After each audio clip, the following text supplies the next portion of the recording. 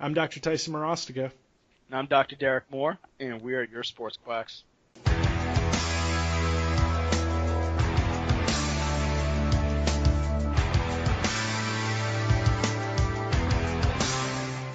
All right, and welcome back to all of our sports quacks out there.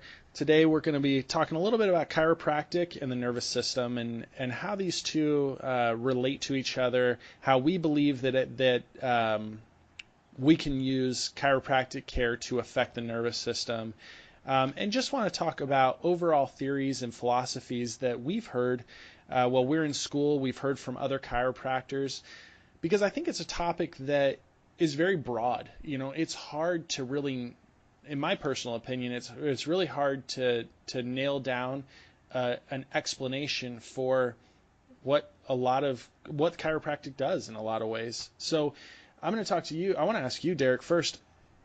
In your opinion, I just want to I'm going to let you kind of run with this. Does the chiropractic adjustment itself, without any other treatment, affect the nervous system, and how? Yeah, and I feel as though the one thing when we were in school, we got the neuro, we had the anatomy, and then we had chiropractic philosophy, and I think it was called evidence-based reasoning for chiropractic or something like that, where they tried to tie everything in, just going through different avenues of immobilization, degeneration, central sensitization, all these different theories of why the adjustment actually helps. And in my opinion, the biggest thing is a matter of, if you just look at spinal manipulation as what it is strictly just a treatment and not some weapon of God, I think it's going to help. My biggest issue with some chiros is that they fall back on that the adjustment is going to be the major game changer, because they feel as though that's the only thing that makes chiropractors different. And I just have a fundamental disagreement with that. I feel as though what makes chiropractors different is that we've been taught from the onset is to be as conservative as possible. And we understand that if we do inputs to the system, whether that's through the manipulation or through just touch or through whatever, that the system's going to do something back. So in my opinion, we affect neurology in the sense that we start to affect the afferent information going to the brain. And what will happen, we have to wait and see. It's a matter of almost that dose response. PTs normally would use load to influence afferent information to the brain. I feel as though we would end up using load plus manual therapy. And that's how we affect the central nervous system, is through outside sources, just because when we're talking about neurology, it can start to get really, really convoluted. And I remember listening to some of these docs when the ones who were specifically neuro, and they would blow you away with all these different theories based in neurology, all the different nerve tracts, all the different parts of the brain. And I feel as though as a student, I was a little bit shell-shocked. And, this guy must know everything. They know all these big words and all of these tracks and everything. But when you start to really look at some of their reasoning, it can kind of fall apart, because a lot of their reasoning ends up being, well, if this happens, then this happens, then this happens, then this happens, and then that's why this happens. But there's no guarantee that that's how the entire chain of events will occur. Yeah, like you have to have this perfect storm. Yeah, you have to have this perfect storm of problems to actually create it, right? Right, it doesn't exactly. happen. Mm-hmm. And I think when it comes to neurology, I think the biggest important part is to, I'm trying to work back, as I found myself in my career, is just more of trying to relearn some things and touch upon things and figure out what's actually going on. Because when I was in school, it was so so much going on that I didn't have time, that I didn't really have the time to sit there and try to understand, why am I adjusting this place versus thinking about, I need to have my patient contact, and my adjusting hand is here, and then my support hand is here, my line of drive is this, and then pose. Like, there was so much stuff going on versus just figuring out, like, hey, if I just adjust the cervical spine, is their neck pain going to get better? Yeah. Cool. Is it because I moved C5 on C6, or is it just because I put information into the system and the system gave me something back? Yeah. So, like, I don't know, Tyson, when it comes to, like, neuro, I know for us, we kind of took the same track. We went a little bit more into sports track. So how much neuro do you actually start to, I guess, implement into your explanation of things for your patient? Yeah. One thing I love that you said is that we get so bombarded with doctors that spout off big words. And when I say doctors, I mean chiropractors. And yeah. I still believe I am a doctor. I'm a doctor of chiropractic. I just don't want to throw out medical doctors and stuff into this, but I get chiropractors who throw out neurology, and they throw out these big words, and they talk over your head because they don't want you to follow them. It's so weird, because if you just sit there for 5 seconds and you think about what they say, you can punch a hole in a lot of their logic, right? So for me, when I talk neurology with patients, I mean, here's the thing. I talk about neurology all the time, right? But my understanding of my explanation comes from the knowledge of entrapment sites, and I really like double crush syndrome. I really embrace that in my office because it makes sense. It's one of the only things that just makes clear-cut sense. Now, when we're in school, we get taught, you get a chart, right? So they put you in front of this chart, or they give you this chart of every spinal level and how that affects every organ, every tissue, everything, all the way down, right? And so, they say, hey, if you have a problem with this nerve root, it affects the stomach. You have a problem with this nerve root, it affects this, right? And then they go, hey, if you're going to adjust this segment, it has an effect on this part of the patient, whatever. Right. Now, here's where we get a little interesting, right? Because the philosophy is that if you have a subluxation, a bone out of place, let's say, it puts pressure on a nerve root, right? And when it puts pressure on a nerve root, then it affects the way that nerve functions. It affects the way that it functions from a afferent, receiving signals from the tissue, and also from an efferent, the way that it sends information to the tissue. And this is where we get kind of this gray area, because we know that if you place pressure on a nerve, it functions differently, i.e., disc injuries, facet arthropathies, narrowing, like facet arthropathies, narrowing of intervertebral foramens. So, to me, I am willing to accept a little bit of the idea that if you affect the nerve, will it affect the way that your organ tissue functions? Right. And I'm okay with that. I can accept that a little bit. So I'm semi. Okay. Okay, I'm semi. No, I'm okay good with that. Yeah. And the only reason why I'm semi okay with that is because the beginning of it is the problem. Yep. So it's a matter of, hey, if there is something out of place putting pressure on the nerve. But if there's nothing out of place, then what's putting pressure on the nerve? Yeah. So because that's when the whole subluxation thing falls apart, is because they're just saying, oh, your bone is out of place. Well, your bone can't be out of place. Oh, well, your bone, there's going to be a misalignment of your spine. Well, there's probably no such thing as an actual misalignment of your spine, so what are you talking about now? And it's like, well, what do you mean? Well, the spine isn't going to move out of place. It's a very, very...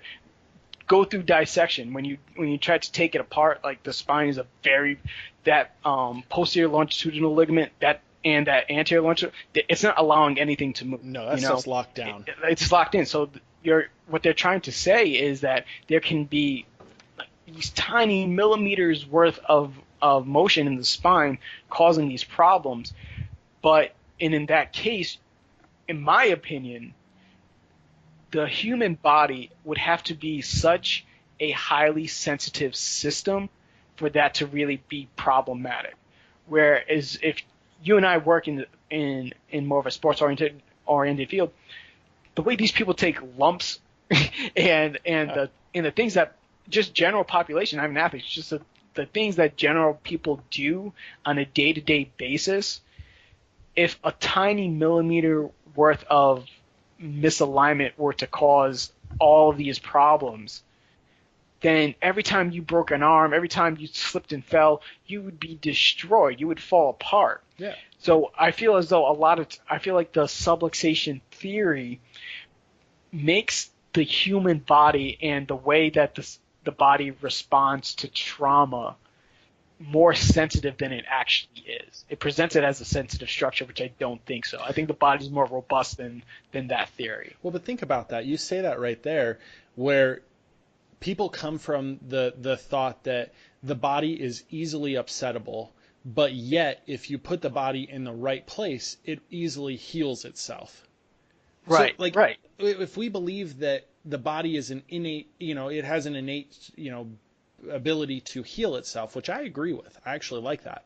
I have a problem with the initial philosophy that it's easily goes out of place. Like it easily goes out of place, slips in, slips out by sitting at your desk. You can get a subluxation for sitting at your desk for long periods of time. Like I don't agree with that, because if that's the case, you get a subluxation that causes these deteriorating, life consequences. Then my NFL players, when they come in, this dude shouldn't be walking. He should be automatically paralyzed. Like you said, like these traumatic accidents should happen. So to me, personally, like let's talk about like what can cause that. Because if I don't agree that a bone goes out of place, but I'm 100% on board with immobilization degeneration theories, facet, understanding, degenerative, facet degeneration, disc degeneration, disc injuries, extruded discs, things like that.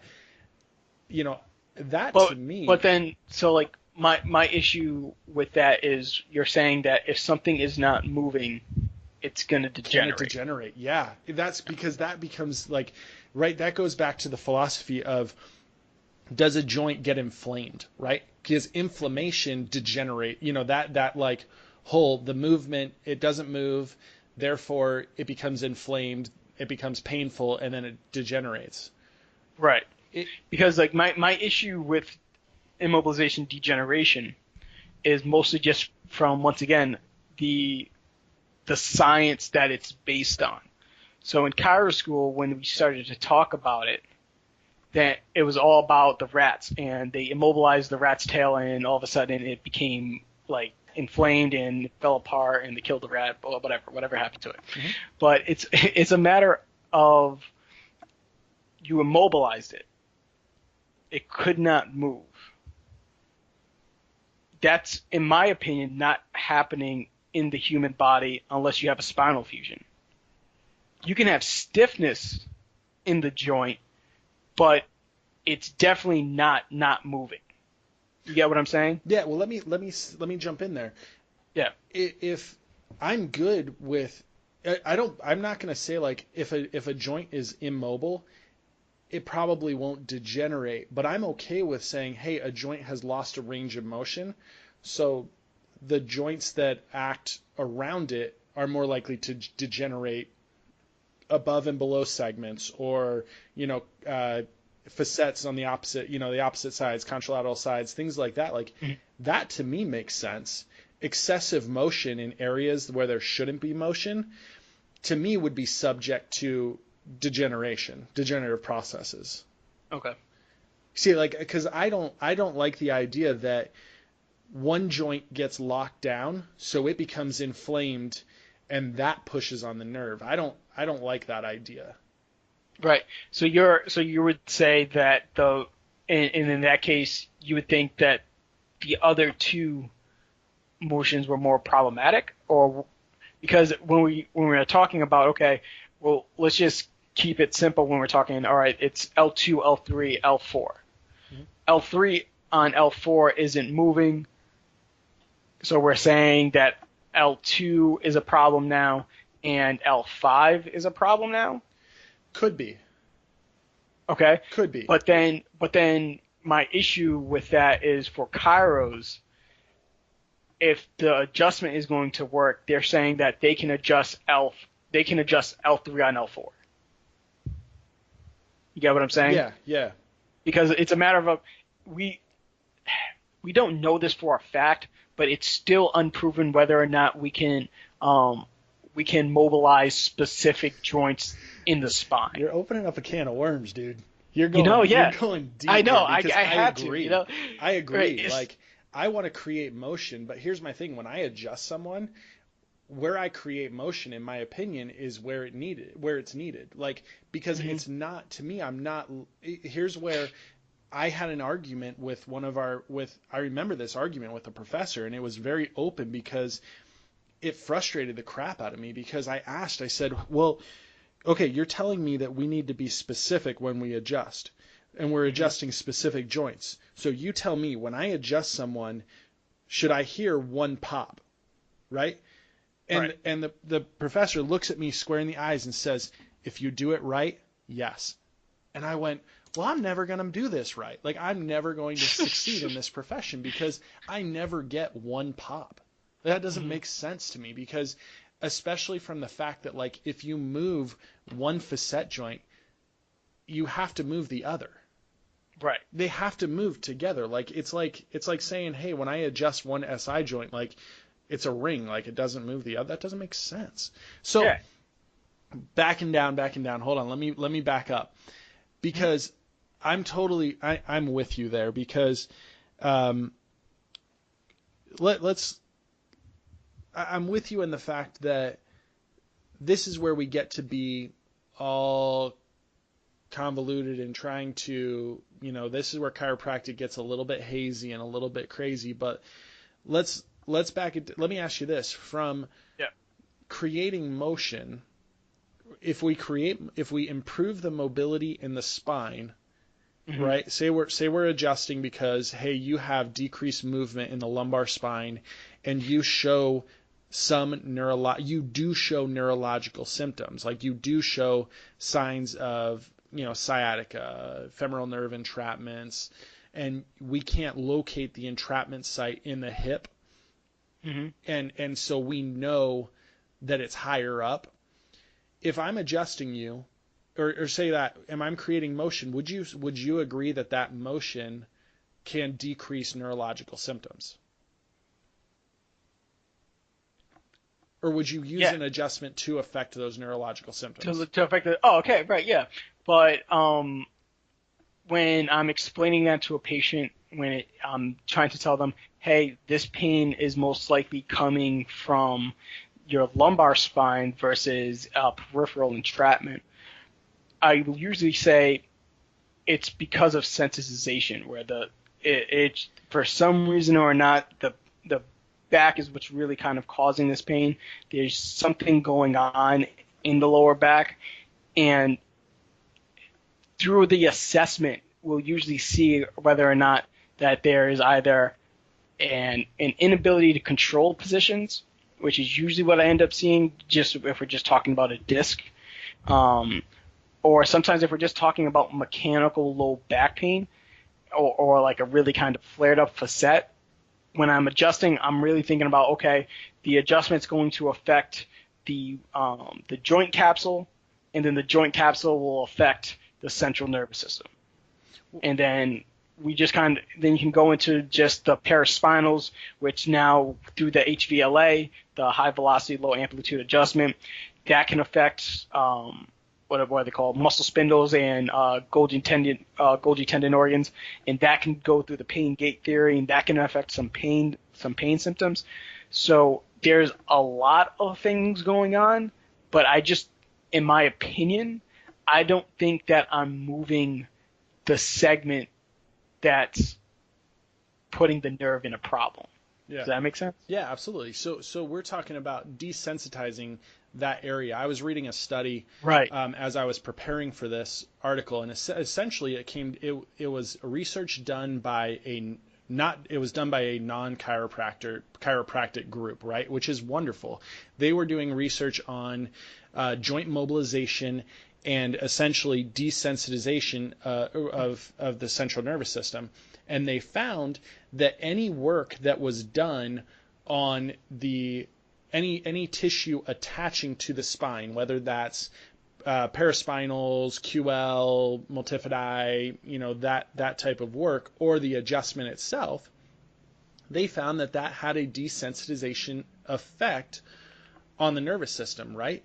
Now, let's say, like, okay, you talked about the joint capsule affecting the central nervous system. Like, if here's one of my big things is, like, okay, if the joint capsule itself is affecting the nervous system, right? Can the joint capsule be inflamed, right? Can a joint capsule be inflamed? It's a ligamentous tissue, right? Yeah, that's right. Yeah. It doesn't necessarily have a blood supply. Mm-hmm. So can you feel pain because of a joint capsule? Well, I would necessarily say yes, Yeah. but I don't have any of the information to back that up. Mostly just because when it comes to the joint capsule, is that it has a high amount of afferent type 2 afferents coming from it. So basically, your brain has a very, very big connection to what's going on in your joint capsules. Mm-hmm. So if you're going to affect anything to try to go after the brain, you want to go after, in my opinion, the joint capsule first. Sure. So if I'm working on the shoulder, I'm usually going after capsule and then broadening off to soft tissue. And then if I need to, we can start talking about what's happening in the cervical spine and in the thoracic spine. But the first thing that I'm trying to do is affect joint capsule. Yep. Because that has the most information going towards the actual brain. But when we're talking about if you can do some type of dissection or some type of testing where you can see, hey, is this capsule actually inflamed? And are there markers for inflammation in the capsule? I'm not 100% sure. Yeah, I'm not 100% sure either, because I know it can be an inflamed tissue and that your brain can sense pain from it. And that makes sense, because you can have a sprain, you can have a joint sprain. Is it as likely with facet joints?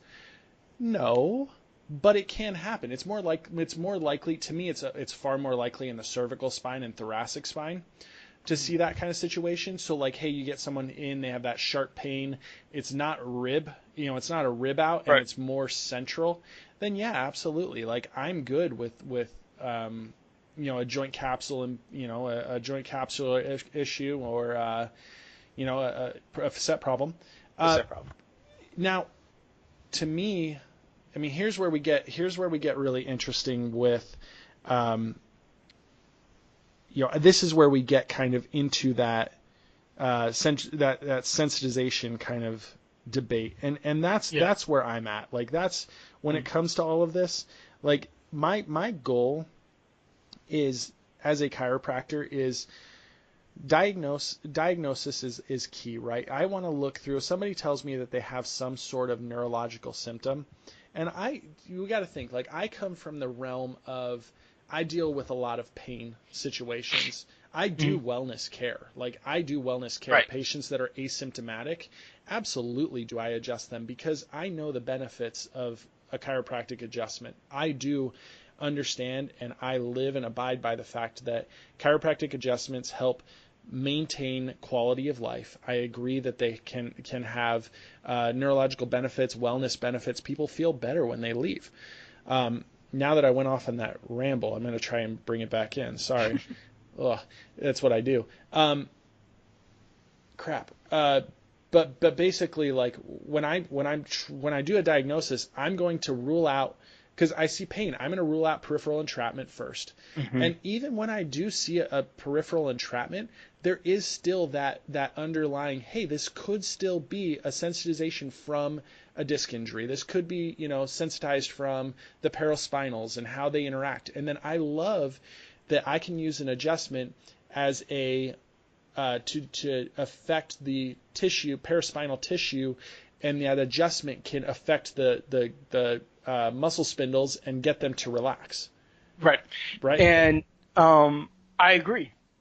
And the biggest, I think, thing that I feel as though when we went into chiro school, everybody had a chiropractic story. And even I would listen to podcasts with chiros, I'd be like, oh, what's my chiropractic story? And they always talked about how the chiropractor helped them get out of it, and that's how they believed in the even as you said, like the power of the adjustment, whereas I never had that. I never went to a chiro. I didn't know what chiro was a year out before going into it.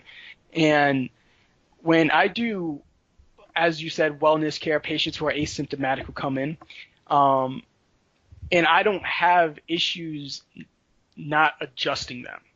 And when I don't adjust, it's not my opinion for them when they ask me like, oh, am I not going to get adjusted today?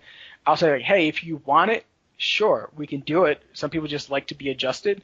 But for the most part, I use those follow-up sessions to work through whatever exercise and or mobilization that I need them to do on their own, because I don't believe in the power of the adjustment. I look at it as a remedy that can help calm the system, but we need more input into the system to make a change in the way that the nervous system will respond. The nervous system is only responding from outside information, and if we don't change outside information on a long drawn out case, that patient coming in for an adjustment every 1 or 2 weeks in the same area, and you haven't given them any type of work to do at home, will just continue to come in for the same adjustments in those same areas. You know what I'm saying? But you see, that's what sets you apart as a sports chiropractor, or sets you apart as a evidence-based chiropractor, right? Is the fact that you're willing to step back and say, okay, I know, I do trust that the adjustment will calm down the system, but I know that to really make changes, we have to stress the tissue actively, right? Mm-hmm. So for me, I adjust all my patients. Can I find a loss of movement in a joint every single time someone comes in? Can I find stiff joints? Heck yeah.